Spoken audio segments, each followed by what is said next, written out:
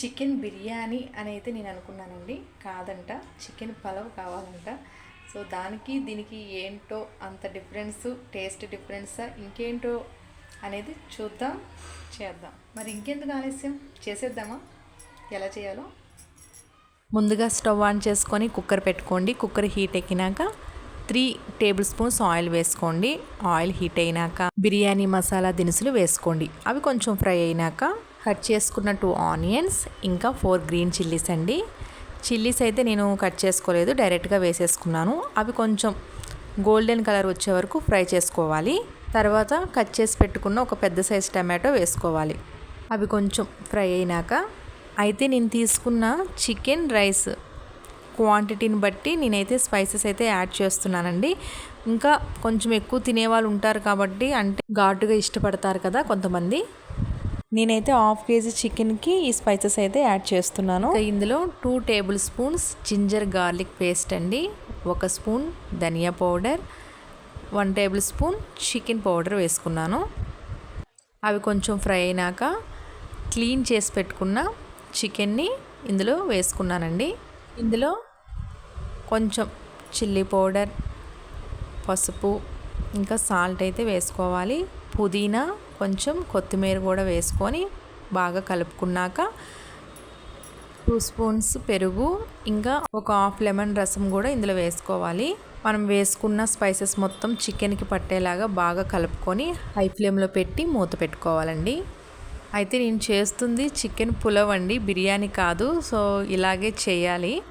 అయితే బిర్యానీకి పులావ్కి ఉన్న డిఫరెన్స్ అనేది ఇప్పుడే నేను ఇలా చేస్తున్నప్పుడు తెలుస్తుంది. నేనైతే ఎక్కువగా చికెన్ని మ్యాగ్నేట్ చేసి చేస్తానండి.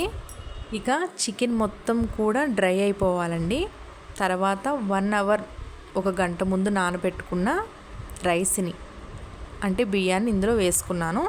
వేసుకున్నాక బాగా కలుపుకోవాలి.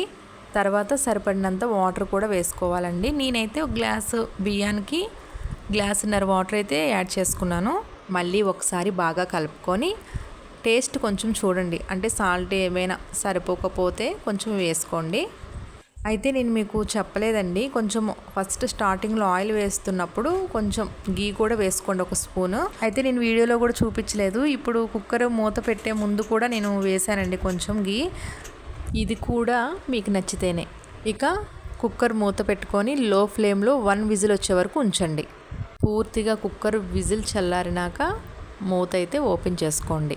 ఎంతో యమ్మీగా, టేస్టీగా, స్పైసీగా ఉండే చికెన్ పులావ్ అయితే రెడీ అయిపోయిందండి. అయితే నేను చేసిన ఈ పులావ్ టేస్ట్ ఎలా ఉందో మీకు చెప్తాను. చూస్తుంటే మాత్రం ఎప్పుడెప్పుడు తిందామా అనేలాగే అనిపించింది నాకైతే.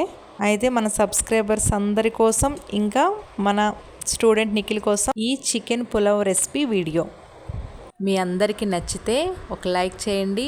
ఇప్పుడు మన ఛానల్ని చూస్తున్నారు అనుకుంటే కనుక సబ్స్క్రైబ్ చేసుకోవడం అయితే మర్చిపోకండి. నేను చేస్తున్న వీడియోస్ మీకు నచ్చింది అని నాకు తెలిసేది ఎలా అంటే మీరు చేసే లైక్తోనే. అందుకే మర్చిపోకుండా లైక్ చేయండి. ఇక మీరేమైనా నేను చేసే వీడియోస్ కోసం చెప్పాలి అనుకుంటే మనకంటూ కామెంట్ బాక్స్ ఉంది కాబట్టి కామెంట్ చేయడం మాత్రం మర్చిపోవద్దు. ఇక చికెన్ పులావ్ అయితే చాలా బాగా కుదిరిందండి, చాలా టేస్ట్గా కూడా ఉంది. ట్రై చేయొచ్చు. ఓకేనండి, బాయ్ బాయ్.